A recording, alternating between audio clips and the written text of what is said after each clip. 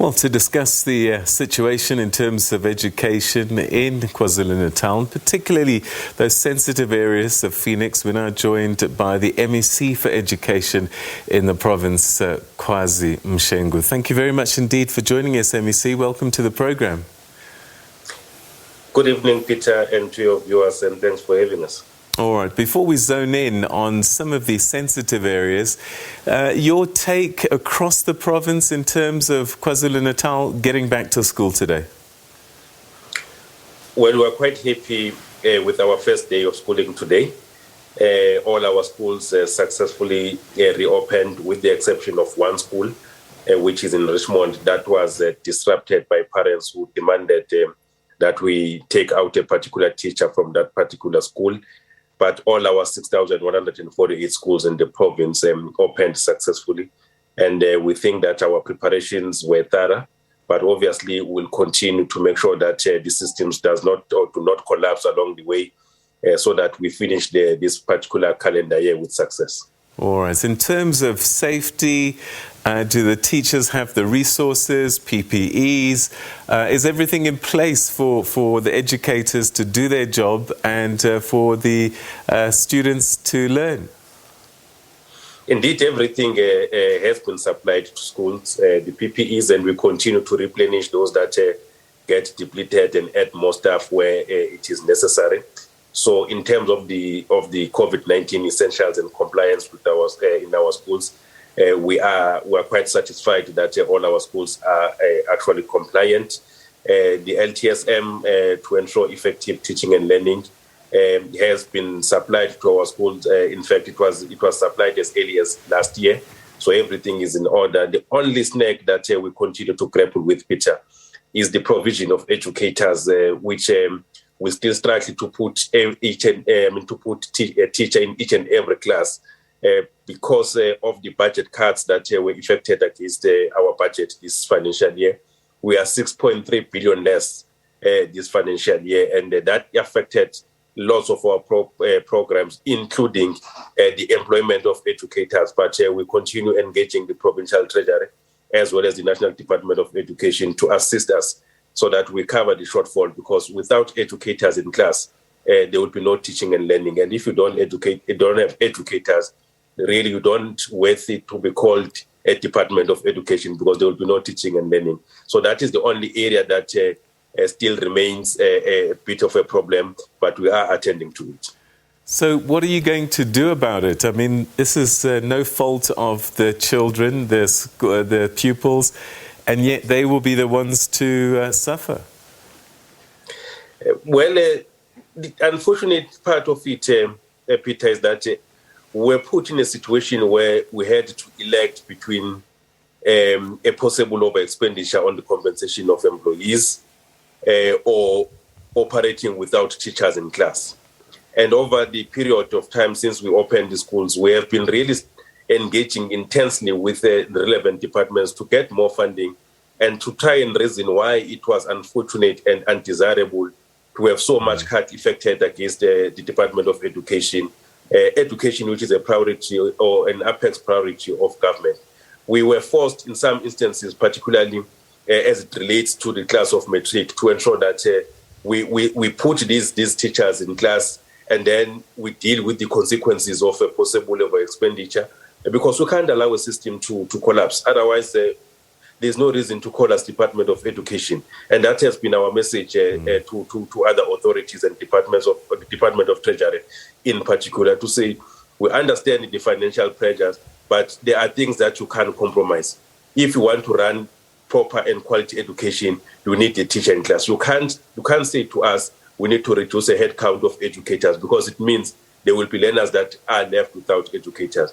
So there are instances where we have really forced our way through, but we continue to engage with the Department of Finance, the Premier's Office, and National DPE to ensure that they also come on board in assisting to resolve the challenge of the shortage of teachers in our schools.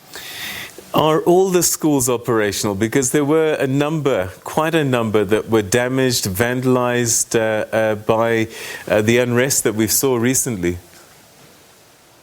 I can confirm, Peter, that all our schools are operational. Even the 137 that were affected during the mayhem or the unrest are actually operational. There were 3 that were gutted with fire. We were able to deploy mobile classrooms that are equivalent to the enrollment in those schools, so that at least learners continue to receive education using those mobile classrooms. In other areas, it was an issue of replacing doors and windows that were destroyed. There is ICT equipment that were stolen in certain parts of in other schools. There are also NSNP appliances, including foodstuff that was kept in our schools that was stolen. So we have had to replace all those things that are necessary for effective teaching and learning starting from today. But there is no school in KwaZulu-Natal that has not opened on the basis that is not affected by the unrest. All your educators, have they been vaccinated, and non-teaching staff? Not all of them, Peter. We were chasing a number of 127,000, both educators as well as support staff. As at Friday last week, the number was just above 119,000 that have vaccinated. So there's that small number that is still outstanding. But we are quite happy with the turnout of educators in particular. They were quite excited to get vaccinated. And the manner in which they've also presented themselves to schools indicate that they are now more confident that in spite of the fact that we are still operating under the conditions of COVID-19, but they are more or less more safer than they were in the past. So we have not had even a large number of people applying to be working from home or citing this or that particular reason as a reason for non-attendance in schools. So the majority of them, the overwhelming majority, really is back at school.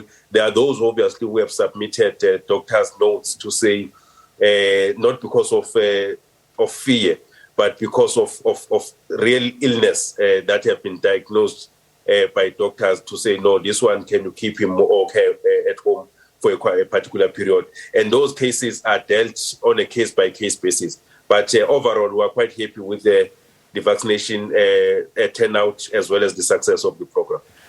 Let's talk a little bit about racial tensions. Pheonix came up as a sensitive area as a result of what happened during the unrest. How has that affected what you've done in terms of getting the schools ready in these sensitive areas?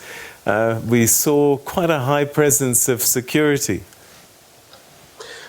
Yes, Peter, those were the Pheonix area, the Chatsworth area, as well as northern areas of Pietermaritzburg. Those are areas that are still engulfed with high level of tensions amongst community members.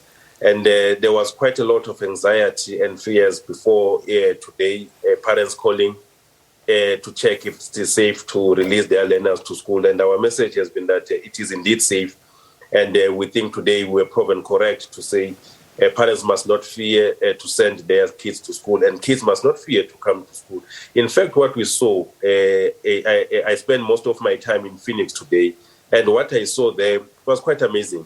Yes, learners acknowledge that there are wrong things that have happened, but you can't tell the tension. You can't say there's tension among the learners. They were quite happy to be in school. They were quite happy to see one another. There was literally nothing that you could point and say there's tension among these learners as a result of what has happened in the past. But as a department, we have also provided them with psychosocial support because we felt that, or we believe that there are learners who lost their loved one through this mayhem, and they may come to school full of anger, but also not psychologically ready.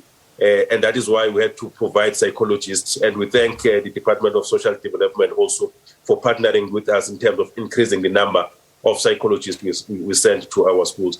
The law enforcement agencies are quite visible on the ground, the SAPS, the South African National Defence Force, and which made things much easier for parents and learners really to say it is indeed safe to go to our schools. And we believe that the situation will remain calm and safe and stable for the remainder of the year. And therefore, the call that we continue to issue out is that parents must feel comfortable. They must release learners to schools because we have already lost so much time because of COVID-19 issues. We don't want learners to lose more time. We're now chasing the final examinations. We're less than 100 days towards final examination, and therefore each and every time that we get must be spent in a classroom. There were no tensions between parents dropping off their kids? No, I wouldn't. I didn't notice any tensions amongst parents dropping off their kids. It was really a normal environment within the premises and in the surrounding areas. We think the presence of law enforcement agencies made things quite easy, but also our work that we did leading up to the opening of schools today, because we engaged with a number of stakeholders and community organs to say, let us isolate the criminal elements, because what we are dealing with here, Peter, is not a defining character of the combatants of the Indian origin. It's just a group of vigilantes who have a racial attitude and who saw an opportunity to execute senseless killings against Africans. And we are one with the progressive combatants from Indian origins to say these are the criminal elements that must be isolated. We are going to be continuing with the peace talks and facilitation of peace among these communities. And that work will be made easy when all of us unite and isolate these criminal elements. And I do believe that we are going to succeed in building a truly non-racial and united South Africa out of these bad experiences. MEC, we wish you the best of luck, and thank you very much indeed for joining us today and giving us an insight on what day one was like back at school in KwaZulu-Natal. Thank you for your time. Siyabonga kakhulu, Peter. Thank you. Okay, ngiyabonga.